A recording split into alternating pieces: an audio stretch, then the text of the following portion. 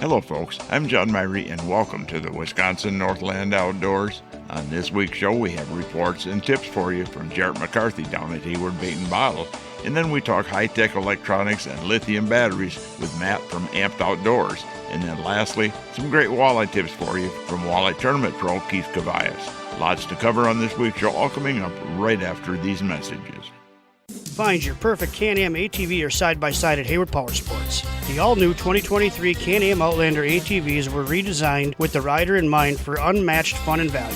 Hit the woods or trails with models starting at $5,999. Plus, for a limited time, take advantage of a $500 rebate or 2.99% financing on select models. Looking for a side-by-side? The Can-Am Defender is the perfect utility side-by-side that's extra tough on the worksite, the ranch, or wherever you need to get the job done. Feel the adrenaline surge in the high-performance Can-Am Maverick, or get the best of work and play with the ultimate crossover, the Can-Am Commander. Claim the side-by-sides that fit your needs today and enjoy financing as low as 1.99% for 36 months on select models. Make every hunt a success, every trail ride an excitement-filled adventure, and make light work of your heavy-duty jobs. All with a brand new Can-Am off-road vehicle from Hayward Powersports, just 10 minutes east of Hayward on Highway 77. Offer subject to credit approval. See dealer for details. Riding along in my automobile. Bumping into things unexpectedly? Make your first choice for collision repair. Ernie's Auto Body, featuring the most advanced collision repair facility in northwest Wisconsin. With a state-of-the-art spray, bake-down, draft paint booth for that better-than-new finish, laser technology for precision frame alignment, loaner cars available, computerized estimates, written guarantees, and documented unmatched customer service, the clear choice is Ernie's Auto Body, south of Hayward on Highway 63 and Nursery Road, where quality is no accident. Lynn's Custom Meats and Catering welcomes you to stop by for their great lunch menu. And while you're there, Lynn's also has a great selection of custom-cut meats and sausages, as well as many varieties of snack sticks, jerky, fresh cheese curds, and much more. Lynn's is open Mondays through Fridays from 9 to 5:30 and 9 to 4 on Saturdays. Lynn's Custom Meats and Catering in Hayward. Today, anglers fish longer. Today, anglers fish harder. Today, anglers rely more than ever on their electronics. It all comes down to catching more fish, and today, anglers rely on Amped Outdoors lithium batteries, period. Visit ampedoutdoors.com today to power your outdoor experience. We're recording this week down at Hayward Bait and Bottle with Jarrett down here. And Jarrett, as we're recording this, the deer season's going on. I don't know if you had any big reports of people coming in or saying they shot some deer. It's been quiet so far. I've been looking forward to seeing some deer in the back of trucks and hearing some deer stories or what have you, but after opening weekend, it sounds like it's been kind of slow out in the woods. Yeah, and I had reports that the bucks are still moving around pretty good, so I don't know what's going on there, but that's going to go on the rest of it. Will be airing at the last weekend of the gun deer season, then you got the muzzleloader season, and then there'll be a doe season after that, and then all the way through the rest of the year here, we'll have bow season. Yeah, there's still plenty of opportunity out there, and, we're only a couple days into this season, but, when we get around to this time of year, those deer are smart, so they got places to go high. They know we're in the woods. I think the open water season has pretty much come to a close as we get those freezing temperatures come in here, and we're making ice now. Yep, thank goodness. Looks like we got some good ice-making weather on the horizon. I just hope that we get a nice solid base layer of ice before we see any of that white stuff come down from the sky again. As far as the ice fishing, what do you predict is going to be like there right away this year? Because we've seen fish out in deep water. We've seen some fish out in shallow water being out there on the open water toward the end. I know you were out with me one day, and we had crappies. They were out in the deepest part of the lake, absolutely on the bottom of the lake. Yep.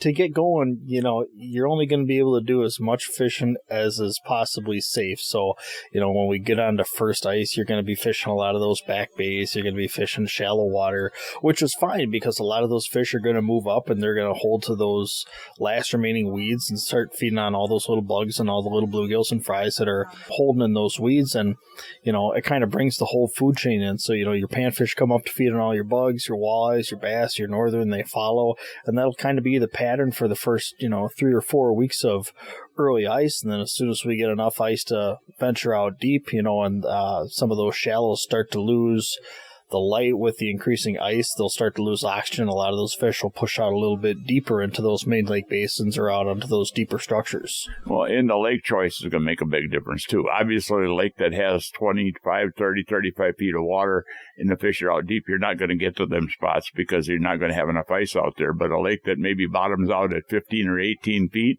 that's going to freeze up a lot quicker. And the deep water is deep water to the fish. It's a relative term to the fish according to the lake. And the fish will be, if the deep water is 15 foot, the lake, they'll be 15 feet. You're liable to have better ice there than you will on the bigger lakes. Absolutely. It's just doing your research beforehand. Take two very different lakes out there. Let's say Nelson, let's say Grindstone. A lot of guys, when they're fishing early ice on Nelson, you could be in anywhere from 3 to 4 feet of water catching walleyes, where, that same kind of system out on Grindstone, guys are usually waiting to get out in like 7 or 8 feet of water. So, and then same deal with Nelson Lake. A lot of your lake out there is probably 12 to 15 feet deep, with a river channel, and you get out in Grindstones, considerably deeper. It's just a matter of picking your lakes and knowing exactly what you have for structure out there. Talk walleye fishing a little bit first ice. I know the big favorite is tip-up fishing. It seems to be more so than anything else. And there's a good reason for that too. When you're out fishing that skinny water out there, your tip-up fishing, it's a lot better because you can set your tip-up and you can get away. So many times I see people coming out onto the ice, really late in the day when you should already be out there set up and get away from those tip-ups to get rid of all that noise that's on the ice, whether it be you walking around, your bait bucket, or just anything, traveling out there. Let the ice calm down, let everything settle down, let everything get quiet, and let those fish move in, because the more active you are up on the ice, more likely you are to scare those fish out of there. And it's amazing. People might not think that, but these fish are extremely spooky, especially at first ice when you got very little ice and the fish are shallow. But even as we get into the winter, I had one of the guides up here tell me, who was running a live scope the first year he ran live sonar. He was running Garmin live scope, and he saw a snowmobile or a vehicle drove by anywhere near, and they could be in 20 feet of water, and the fish would spook from that even. And it doesn't even need to be, that big of a vehicle like a snowmobile or stuff, because I've seen the same thing just watching a whole bunch of content on YouTube, guys that are going along and they're punching holes and they're looking over those 20 to 30 feet and they're looking at crappies and schools. Even just punching a hole above those fish are going to scatter those fish. And eventually you got to punch enough holes and just wait for those fish to move back through. But, depending on the lake, those fish can be really spooky. Well, the best thing too, one of the guides over in Minnesota recommended this too, is the best thing is if you're going to drill a lot of holes, go out there in that area and perforate the area with the holes all at one time. Don't go drill a hole here and then start fishing, drill another hole, start fishing, because you're just spooking fish. Once you drill all the holes and you can go back and fish those holes, everything will settle back down. Absolutely. Yep. Drill an area out so you can be done drilling holes. And then usually by the time you get to the end of where you're drilling, you double back and go back to the very first couple of holes that you drilled, and those fish will be there. And then you can chase those fish as they move, from area to area amongst all your holes that you've already cut. If you're going to sit in the shack and you're going to jig fish for either walleyes or panfish, there again, too, noise is a factor. Don't be making a whole lot of disturbance up there on the ice. Absolutely. You're trying to be quiet. You're looking at the output on your electronics, too, because it goes unseen. Your Markhams, your Vexlars, even your live scope units, they put out some kind of signal, some kind of sound down there. So if you're in shallower water, if you've got a lower power unit or a lower power setting, that can definitely come into handy as well. It's amazing, just how spooky the fish can be. And it's nothing that we haven't known, but a lot of people just don't think about it, and that's why they started using planer boards when you're trolling open water years ago. It's because the fish move away from the boat. And even in a boat, they'll move 20 feet of water. They'll move away from a boat sometimes. So it's another factor to be thinking about when you're out there. And the time of day is another one. You're obviously your best time is that evening time is going to be, or early morning, it seems like most of the time. Yep, and that's when you want to be set up and off the ice by, so walleyes coming in, we're starting to get darker earlier and earlier, and you should have all your gear out there set up, lights on and everything by probably about 2:30, 3 o'clock, because those fish will start to move out of those slightly deeper areas outside of where they're coming up to feed at night. they'll be coming up, they'll be cruising looking for bait. And bait makes a difference too. I mean, it's not all about live bait, especially with panfish. Plastics will do it, but you proved to me when we were out fishing. I tried a bunch of bait. You had one particular favorite bait, and as soon as I put that on, basically I started catching fish like crazy. Yeah, everybody's got their confidence baits, and that was one of my confidence baits. But there's so many different techniques that you can use out there. And when we get into this winter pan fishing or what have you, plastics are by far and away one of my favorite ways to target fish, just because of how many different color combinations you can put out there. But a lot of that will go into just your jigging cadence too, and I don't think it gets talked about enough. You see a lot of people at the hole, and they, sometimes they're just ripping their jig stick or what have you, or even out on the boat or what have you, and even the tiniest of little movements can get that plastic going, or sometimes not even moving that rod at all. And I think sometimes the less is more. Well, you saw me the other day. I was just sitting there tapping the rod with my finger, with my index finger. That's just enough right there, because it's amazing how much it moves. Absolutely. Yep. Those plastics are designed to wiggle in the water. You bet. Put it in the hole and watch it. As far as down here at the shop, you guys got everything we're talking about. You've got all the ice fishing gear out. You've got stuff for hunting and everything else. Absolutely. Everything that you're looking for. Your late season archery hunts, if you're looking for ammunition, just looking for any kind of little accessories for your firearms, or looking to order something, we've got it here. Ice fishing, we're completely set up. You need a new shack, new auger, come on in. We've got everything on display. If you're looking to beef up your jig box or your plastics, or kind of look at some of the stuff that, John and I are talking about today, come on down. We'll help you out. If you just want to talk fishing, Ken or yourself will talk fishing with them. Absolutely. We love to talk fishing. We might even go fishing if we start talking about it enough. Yep. Thanks a lot, Jarrett. Thanks, John. Well, folks, we need to take a break right now and hear from some of the fine sponsors that make this show possible every week. When we come back, we'll be talking about powering your fishing electronics both on the ice and on the water with lithium batteries. So stay tuned. We'll be back right after these messages.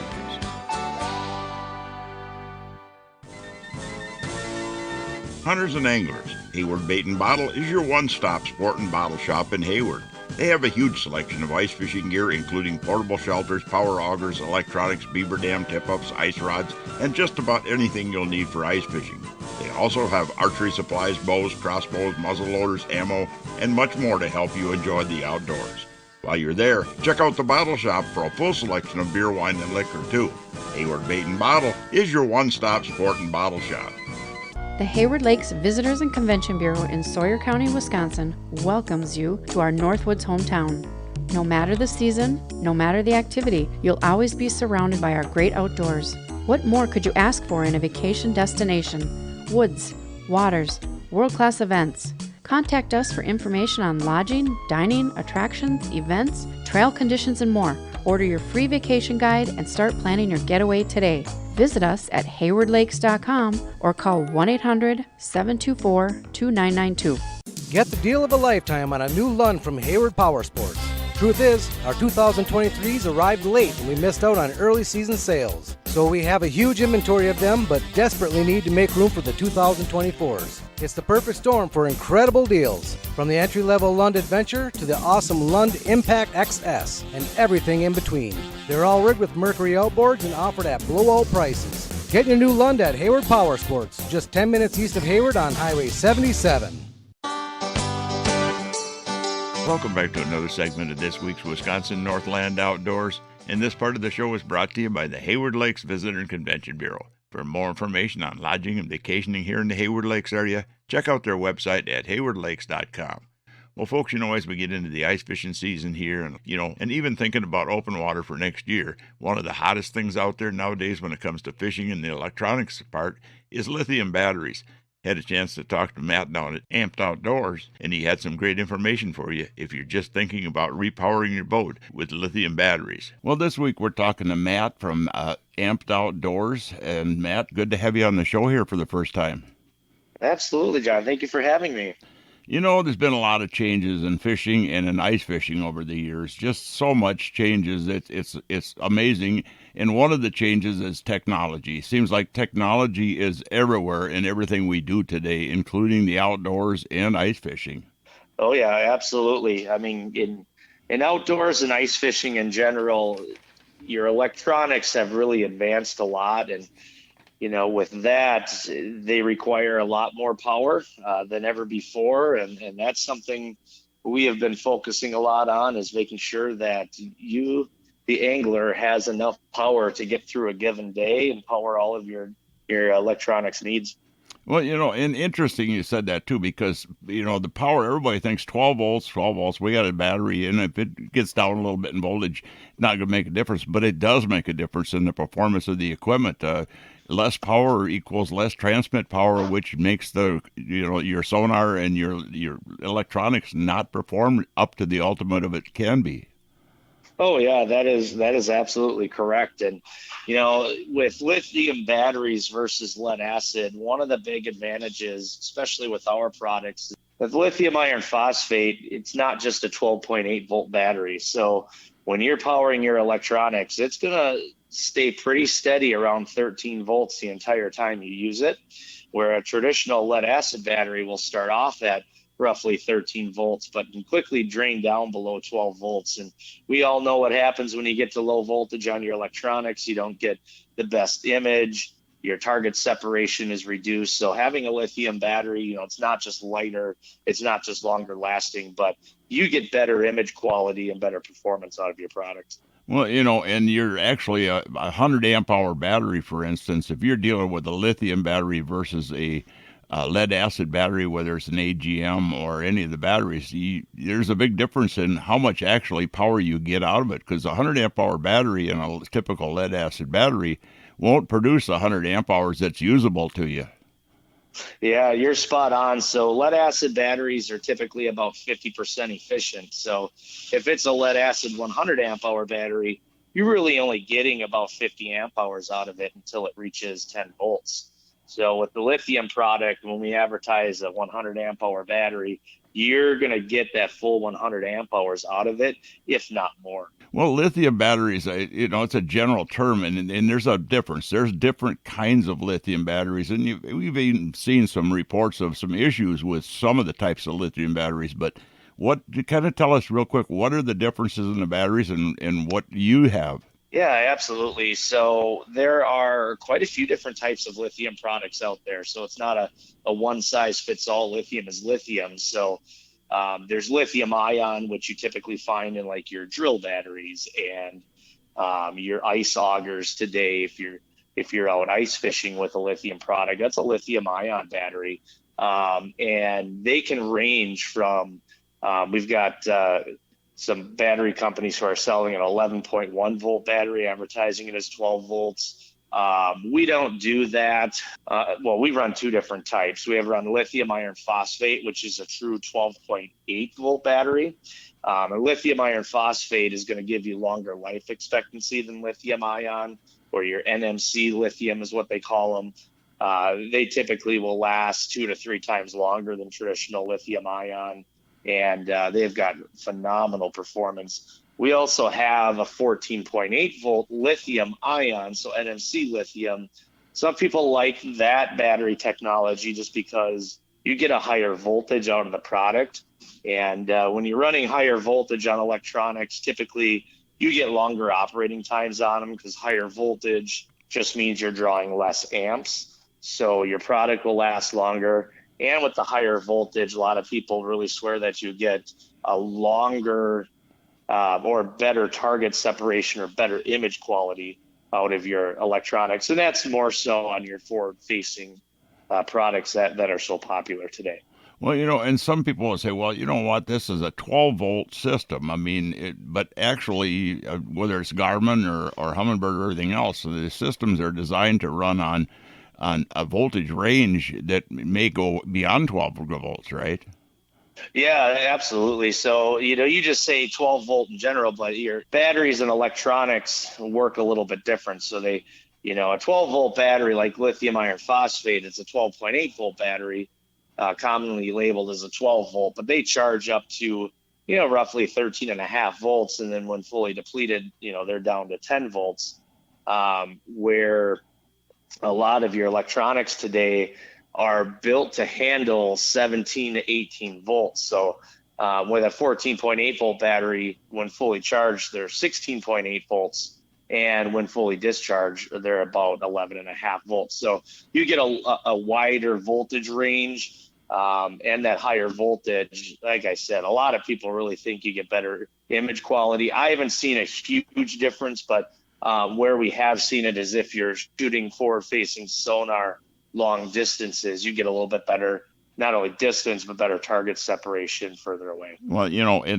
weight savings is a big factor, too, that a lot of people don't take in consideration but just going to your trolling motor batteries and your house batteries, typically on a good-sized walleye type boat, you can save the average weight of a whole other person almost sometimes, right? Oh, indeed, yeah. If you're running 3 lead-acid batteries in your boat, for example, on a trolling motor, you could be looking at 50 to 80 pounds per battery. And we sell 12-volt, 24, and 36-volt systems, so you can just run one battery on your boat. So a typical 36-volt battery of ours weighs about 40 pounds, and that's replacing 3 50 to 80-pound batteries. So you're not just reducing your weight in half, but, I mean, you could be reducing it by 100 pounds plus out of your boat. So it's almost like losing a whole person out of that boat, and it really does make your boat perform different. Well, Matt, a lot of great information there. I hope it helps some people out with making a decision on batteries. I know you're probably one of the most knowledgeable people I've run into when it comes to lithium battery systems and the electronics. If anybody's looking for more information, what's your website and how can they get a hold of it, find out more information on amped batteries? Oh, yes, I really appreciate you saying that. Our website is ampedoutdoors.com. And if you have any questions at all, feel free to reach us. Our phone number is 715-914-7274. Otherwise, you can go to our email, sales@ampedoutdoors.com. We pride ourselves on customer support. So if you have any questions, feel free to reach out to us, and we pride ourselves on answering those as quick as possible. Well, thanks a lot, Matt, for taking that time with our listeners here, and hopefully we'll be talking to you again in the future. I know I'm really looking forward to next year, actually switching most of my boat over, maybe both boats, to lithium batteries because of what I've seen this year. Yeah, you bet, and thank you so much for having me. I know we just touched the surface on lithium products, and look forward to talking, a lot more in depth about how lithium batteries can really help you out in the water, whether it's ice fishing or out on your boat. Folks, if you'd like to have more information on amped batteries and lithium batteries, you can go to our podcast site and you can listen to the entire talk we had with Matt down at Amped Outdoors. Well, folks, we need to take a break right now and hear from even more of the fine sponsors that bring this show to you every week. When we come back, we'll be talking to pro angler and walleye tournament pro Keith Kavajecz about ice fishing. So stay tuned. We'll be back right after these messages. Hey folks, come on over to Hayward Ace Hardware and check out the area's largest selection of firearms, ammo, and accessories. We carry top brands like Browning and Sig Sauer, and we have a great selection of the newest and hard-to-find models. We've got a large selection of ammo with more coming in daily. If you need a scope, we carry great brands like Leupold, Hawk, and EOTech, and we'll even mount it and bore-sight it for you too. We even sell suppressors and silencers. And don't forget to check out our Guns of the Week. Huge discounts on a variety of pistols, rifles, and shotguns that change every week. So stop on in to Hayward Ace Hardware, your firearms superstore. Hayward Ace Hardware, Highway 63 North in Hayward, or give us a call at 715-634-8700. Hayward Animal Hospital is a full-service medical and surgical hospital featuring on-site laboratory, digital and dental x-ray, in-house pharmacy, and online store. Dr. Ostrander has 40 years of experience dealing with illnesses, injuries, surgery, and dentistry. Hayward Animal Hospital offers urgent care appointments and emergency surgery daily. Please call early in the day for these appointments. They open at 8 a.m. Hayward Animal Hospital is located 1 mile east of Hayward on Highway B. Call 715-634-8971. If you'd like to have your time fishing be more enjoyable and productive, hiring a fishing guide can be a good investment. Whether it's learning more about fish patterns throughout the year, learning how to use your depth finder to find the best spots and fish, learn how to use that GPS to get the most out of it, or learn better boat control. A day on the water with a guide can really help you to be a better angler, as well as make a day on the lake very enjoyable. To book a guide trip this year or get more information, you can find us on the internet at www.wiscnorthlandoutdoors.com, and then just click on Area Guides. Welcome back to the last segment of this week's Wisconsin Northland Outdoors. And folks, with the ice fishing season getting underway now, on this week's show we have some great ice fishing tips for you for walleyes from Walleye Tournament Pro and Pro Angler Keith Kavajecz. Well, Keith, when it comes to walleye fishing in the wintertime, any tips for our listeners out there on finding fish? I mean, in summertime, we can run around, move around a little bit more, but it's harder to move around on the ice. Yeah, I think one of the things to first do is kind of look at the kind of areas that you're fishing. If you're on a place on the lake where you've got structure, maybe a reef or a shoreline break or something like that, where the fish might be hanging on that and using it as an ambush point, waiting for the bait to come to them, and they're kind of hiding on the break or behind rocks or something, that's a real good place to drill a lot of holes, because you need to find where they're actually living on that structure. Conversely, if you're fishing in a place where it's maybe like a big mud basin or a flat, the fish are very likely on those big mud basins to actually be swimming around looking for the bait. They aren't holding in one little particular spot like they were on that structure. So in that case, a lot of times it's a little bit easier because you can literally wait for them to come to you. You can actually wait for them to kind of mill into you and find you. So based on the kind of situation that you're fishing or the kind of bottom that you're fishing, depends on whether you should drill a lot of holes or just kind of wait them out and wait for you to come. When it comes to that type of a scenario, do you find that you get better action during the daytime deep versus in the evening at night or shallow or what? Well, actually, day and nighttime bites more go to water clarity, maybe even than the type of bottom that you're fishing. A lot of what happens with walleyes, and this is in the summer or in the winter, is that walleyes like to have a sight advantage. They have very, very good eyes. They can see a long way in the water. So what they want to do is have a low light condition. So if you're on a lake that's kind of stained or dingy, then they'll actually bite all day long. And it really doesn't matter if they're on a flat or they're on structure. They'll actually bite all day long because they can see better in that dirty water than the bait fish can. Conversely, if you're on a clear water lake, then the only time they really have an advantage is when the sun's going up, when the sun's coming down, or during the night. So that's why you have those little brief periods of activity, sunrise and sunset, because that's when the walleyes have the advantage. So it's more based on water clarity, I think, than even on the type of structure that you're fishing. Keith, when it comes to walleye fishing in the wintertime, in the summertime it's different. We troll, we can cast, we can move around, a lot of different things, but even then, the type of lures and lure action makes a difference in the wintertime.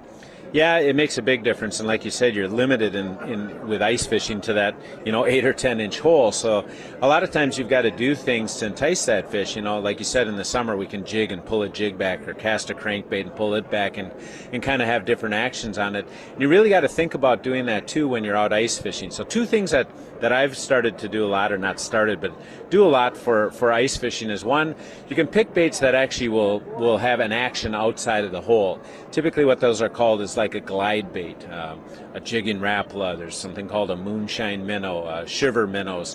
When you pull on the bait, they actually jump to the side or glide out, and then they come back and sweep back into the hole. So they actually have some action outside of the hole, and that can be very, very good for attracting fish. The other thing, though, to really consider is the way that you can attract a fish is in an upward direction.